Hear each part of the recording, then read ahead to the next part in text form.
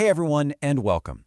Let's be honest, the world of fertility can feel really complex, sometimes totally overwhelming. So today, we're going to lean on some expert insights to break it all down and demystify the key steps you really need to know to take control of your reproductive health. So let's just jump right in with a pretty powerful thought. What if the most important work happens before you're even trying to conceive? We're going to be talking about a concept called trimester zero, that super crucial period of preparation that can absolutely set you up for success. All right, here's the game plan for today. We're going to start with the proactive steps that literally anyone can take.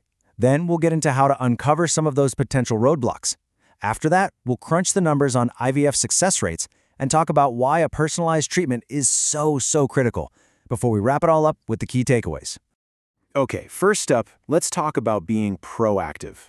This is all about trimester zero, and really, it's about becoming an expert on your own body and optimizing your health before you even start trying. This is where you build the entire foundation for your journey. And it really boils down to these three big things. First, you've got to truly understand your own body, and that means tracking your cycle. Second, get some simple baseline tests done to see where you and your partner are starting from. And third, of course, is making those smart lifestyle choices that are going to support your fertility.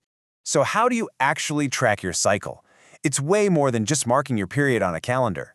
Ovulation predictor kits, you'll see them called OPKs, they're great because they measure the hormone surge right before you ovulate. And nowadays, wearables make tracking your basal body temperature so easy. You can also just learn to notice changes in your cervical mucus. These are all tools to help you pinpoint your most fertile window. And to get a really clear picture from the get-go, there are two tests that are just essential. For you, an AMH test gives you a snapshot of your ovarian reserve, basically your egg count. And for your partner, a semen analysis is absolutely crucial, because sperm health, remember, is half of the entire equation. These two simple tests give you such an invaluable starting point. Okay, so what if you are facing some challenges? Well, the next step is to kind of put on your detective hat and figure out why.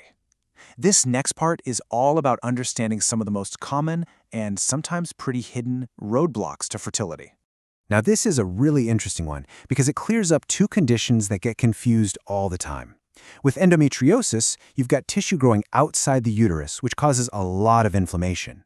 But with adenomyosis, think of it as endo's cousin, that same kind of tissue is growing inside the actual muscle of the uterus. And that's something that can be especially relevant if you're dealing with infertility after you've already had a baby.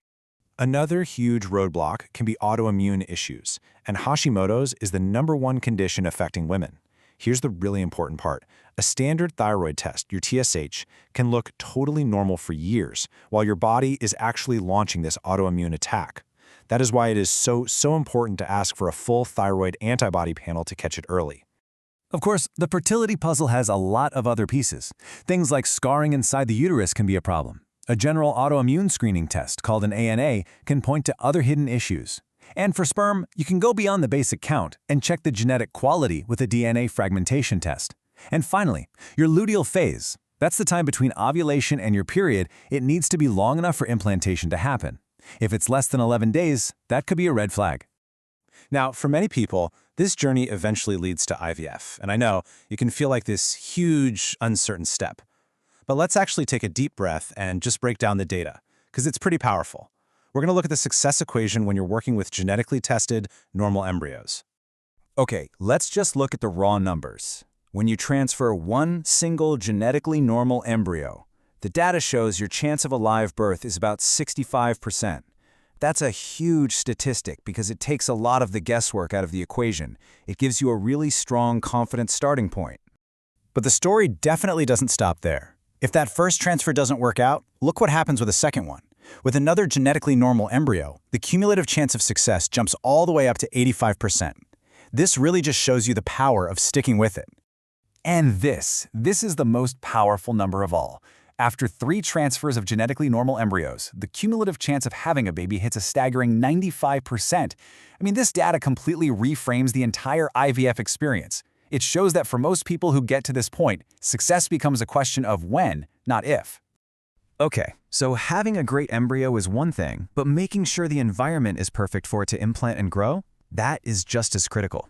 And that brings us to your treatment plan, or your protocol. This is where personalization isn't just nice to have, it is absolutely essential. I mean, this quote from Dr. Natalie Crawford really says it all. If you ever hear a doctor say, "This is just what we do," without explaining exactly why it's the right choice for you, for your history, for your body, that is a major, major red flag. Fertility treatment is not one size fits all. So, just to show you what I mean, let's look at 2 common ways to do an embryo transfer. A medicated cycle uses hormones like estrogen to completely control and build your uterine lining. It's super predictable. But a modified natural cycle actually works with your body's own ovulation. Now, neither one is just better than the other. The right one for you depends entirely on your individual situation. So, we've covered a ton of ground here, right? From those first proactive steps all the way to advanced treatments. So what's the one big idea? The most important message you should be taking away from all this? It all comes down to this. Knowledge is your superpower.